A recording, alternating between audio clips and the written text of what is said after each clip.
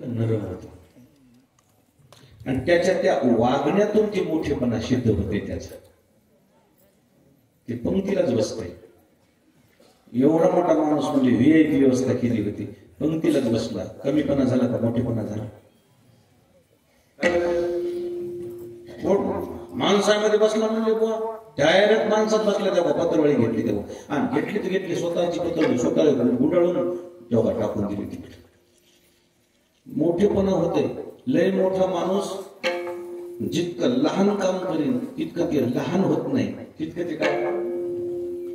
याच्या अगोदरच्या कुंभमेळ्यामध्ये पंतप्रधान हरिद्वारला गेले होते आणि हरिद्वारला गेल्यावर त्यांनी कोण्या संताची पूजा केली नाही, कोण्या देवाची पूजा केली नाही.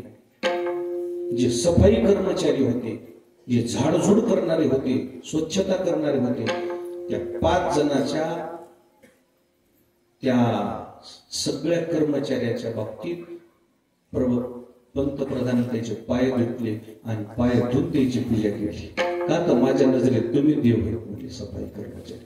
घाण करणारा मोठा का घाण स्वच्छ करणारा मोठा? लोकांना ज्यावेळेस पाहिलं काय पंतप्रधानाची सोच मोठी. जितका माणूस मोठा होते ना तितका तळागळातल्या लोकांचा विचार करते. पाय धुतले तिथे त्या बुवाचे.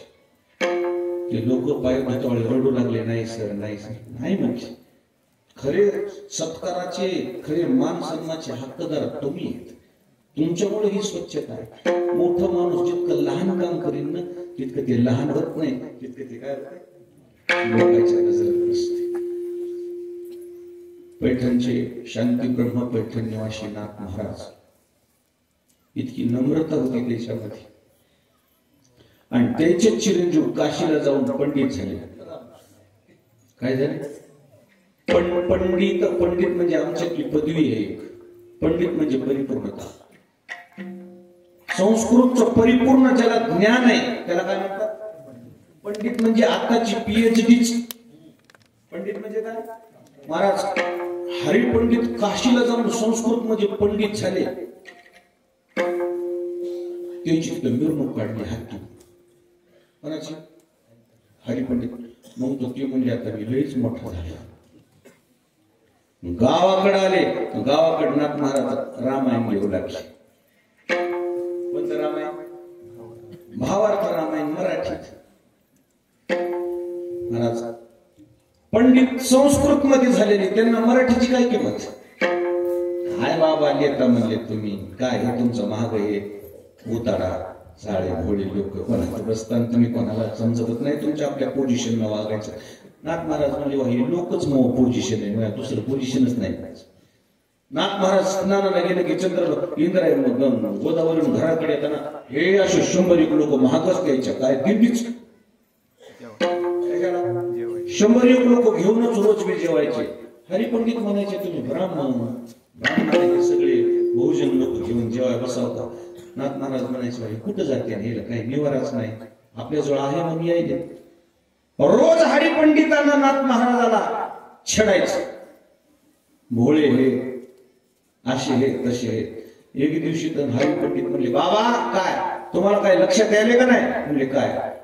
रोज तुम्हीच कीर्तन करता म्हणला चातुर्मासात. मी पंडित होऊन आलोय, माझ्या काय ज्ञानाचा उपयोग आहे? माझं कीर्तन नसावं का? अरे म्हणले चुकलं की माझं. बोलीला हलकी वाल्याला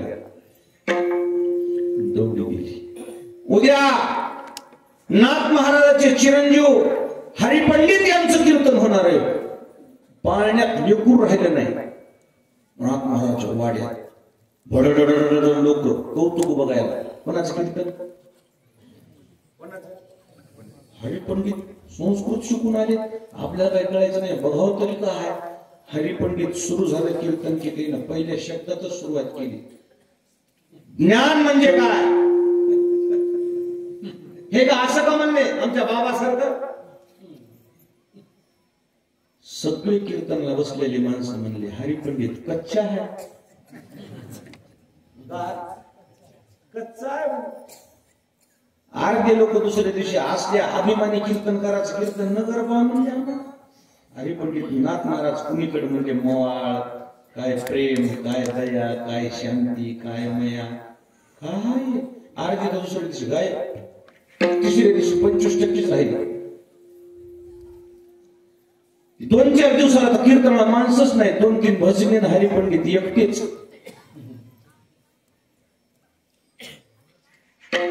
नाथ महाराज पुढे बसलेले होते. नाथ महाराजांच्या डोळ्यात पाणी खेळू लागलं. माझं लेकरू शिकले पण शिकता शिकता त्यांना अभिमान बी घरला आणला आहे. त्यांना अभिमान जर घरला आणला नसता तर माणसं पाय धुवून पाणी पित होतं म्हणजे त्याचं लेकरू चुकले म्हणले. पण आपण कसं म्हणा, आपण गरीब हे शिकलेले. महाराज एके दिवशी हरिपंडित जवळ आले म्हणले, बाबा काय उद्या तुमचं कीर्तन ठेवा ना. नाही म्हणले, हरिपंडित तू ज्ञानी आहेस. मला काय आहे नाही म्हणलं, माझं चुकलं. दौंडीवाला बोलवलं, उद्या नाथ महाराजांचं कीर्तन होणार आहे म्हणले. पुन्हा वाडा भरला आणि पुन्हा वाडा भरल्यावर नाथ महाराजांना कीर्तन सुरू केलं की त्या सगळ्या बहुजन लोकांचं वर्णन केलं की मग लोक म्हणले याला कीर्तन म्हणतात. नुसतं ज्ञान कामाचं नाही, त्या ज्ञानाबरोबर नम्रता पाहिजे, नाही तर नुसत्या ज्ञानानं वस पडते म्हणतात.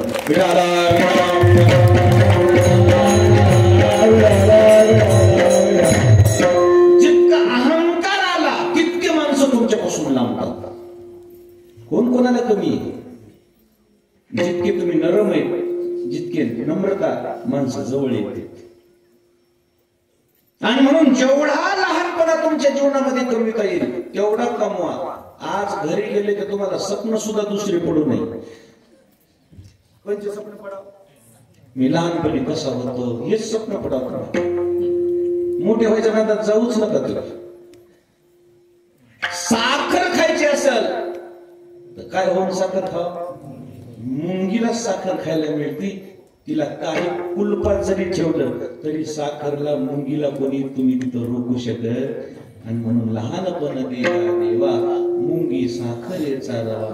आणि जितका मोठेपणा तुम्हाला येईल तितकं किती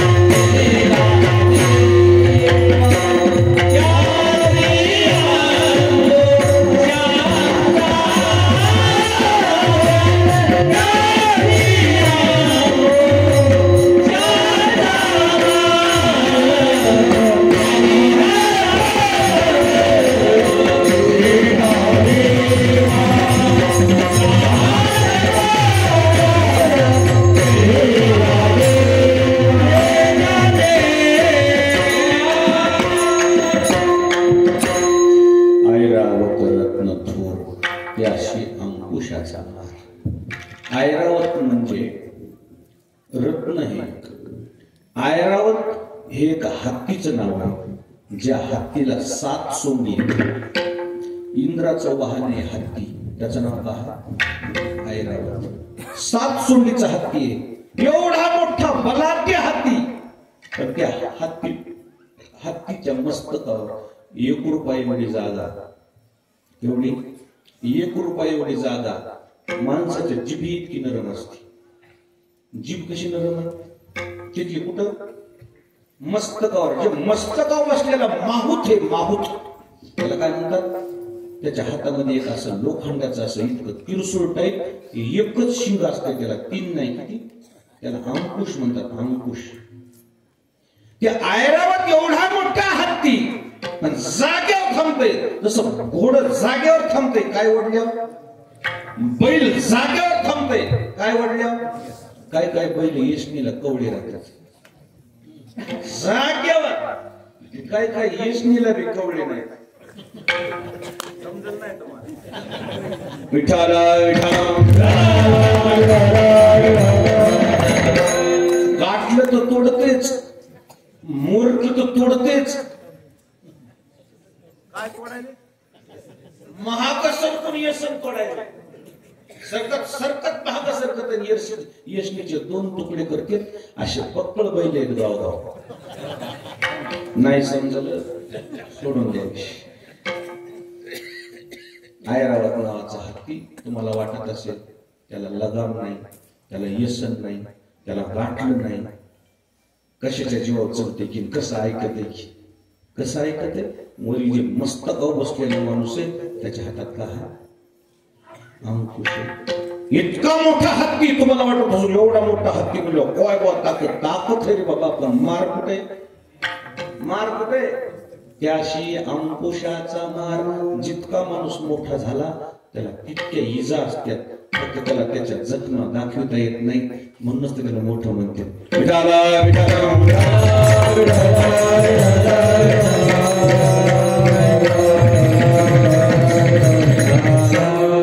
जेवढं माणूस मोठं होईल त्याला तितका ताप असते, त्याला चौकून जाळ असते, फक्त त्याचे त्यानं सहन करते.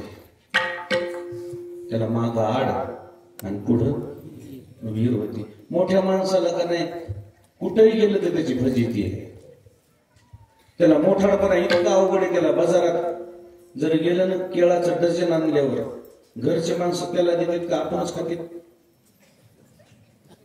त्याला सोमवार होता, घरी किती माणसं आहेत, 6. त्याने 1 डझन केळं आणले, सोमवार आहे म्हणून.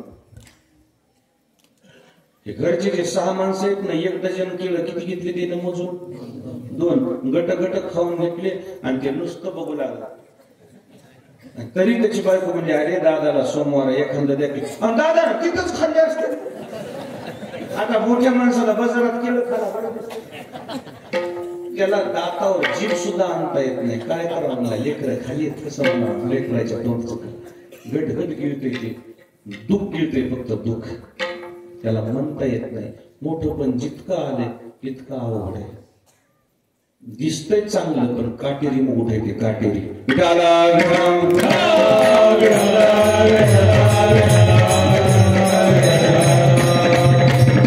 जितके माणसं मोठे झाले ना त्याला तितके त्या मोठेपणाचा उभी ईट येते. त्याला वाटते इथून निघून जावं लांब कुठं तिकडं, आणि तुम्हाला वाटतं बाबू याला फॉर्च्युनर बाबा म्हणला ले आगा चार वाटत या थाटाला. फूल से जाकर के पूछे चारी है कितनी बहार, फूल से जाकर के पूछो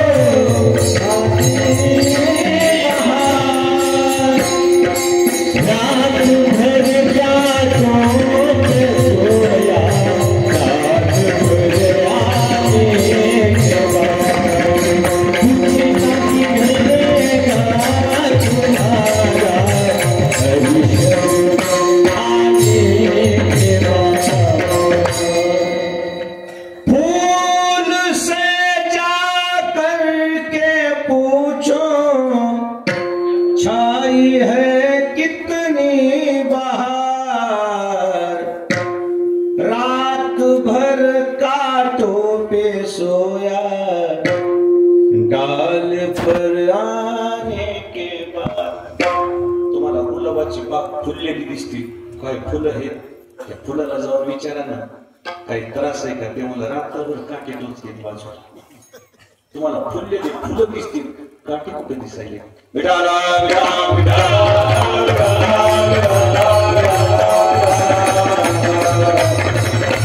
जितकं माणूस मोठं होईल तितकं त्याला पहिल्यापासूनच सहनच करावं लागतं. 2 पोरं असले ना, 2 पोरं, एक थोरलं आणि एक धाकटं. इमानदारीने सांगा, लहानपणापासून कोणला टप्पू बसते जास्त? कोणला? बापही मारतोय कोणाला, मायाही मारते कोणाला. काय म्हणते? आणि त्याला कळलं तुला कळलं का? आपण खोड करतोय, त्यानंच खोडी केली, ती जात रडत तेव्हा मला मारला. कोणाला मारते माणूस? हे मोठे पण लहानपणापासूनच घातक आहे. लहानपणापासून इमानदारीने सांगा, वाटण्या कोण करते? वावराच्या वाटण्या कोण करते? वाटण्या कोण करते? मोठ उचलित कोण? आणि कोणती उचलित? आणि ती बी कोणा इतकं नंबरी असते. मामाला बोलून घेते, सासऱ्याला बोलून घेते, गावात सरपंचाला बोलून घेते, पोलीस पाटलाला बोलून घेते. मी लहान आहे बरं, कारभार यानं केलाय पहिल्यापासून. किती हाफ केलंय की मला माहित नाही. मला गरीबाला जरा सांभाळून घ्या तुम्ही म्हणा. इतकं ते खालीचं तेवढं याला राहते. माणसंही म्हणते भैरे आम्हाला काय दोन्ही सारखे. पण खऱ्यानं म्हणलं तर बापाच्या माघारी तू बापाच्या ठिकाणी आहेस. तुला आम्हाला म्हणता येईल, पण हे लहान आहे, जरा मोकळं हात ठेवून सोड. जरा काय करू तुमचं म्हणणं असं कसं करा ना, एकर बर खायला राहू द्या. ह्याला लहान पोरगी आहे काही लग्नाची, जाऊ द्या राहू द्या म्हणलं. आणि त्याचीच फलाटी निघाली, त्याचं पुरं रान आणि याचं एकच प्लॉट. बरोबरच, त्याचं पुरं रान 5 एकर आणि याचं एकच प्लॉट 50 लाखाला विकायला, त्याचं 5 एकर 50 लाखाला विकायला. अजून खाली जसेला तशीच आहे. कोणाचं आहे पण यायचं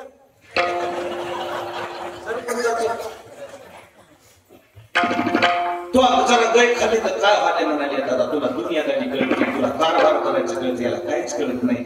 जाऊ दे लहान भाऊ म्हणून ते सोडून अर्धी खाली मला द्या की होऊच शकत नाही. सगळ्या लोकांना जोड करून खाली त्याच्या काना गळ्याला घातली. खाली खाली कळते का नाही? गाव खरला प्लॉटिंग. महाराज कोणाचं नुकसान झालं? मोठ्याच जे कळते का त्याच्यावर शिरजोरपणा आहे. नंगल त्याला माफ आहे. आणि म्हणून जया अंगी मोठे पण दया या त्यांना कठीण कुठे त्यालाच मार आहे. मार त्यालाच कमी. आणि म्हणून मोठे पण किती अवघड आहे. तिसऱ्या चरणामध्ये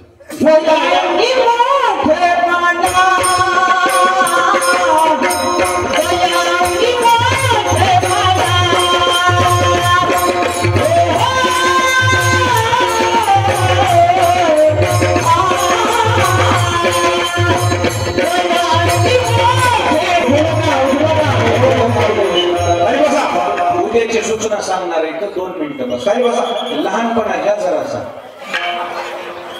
आजच्या दिवस घ्या, उद्या कसं करा. नाही बाबा लवकर सांग उद्याचं पटकन. मी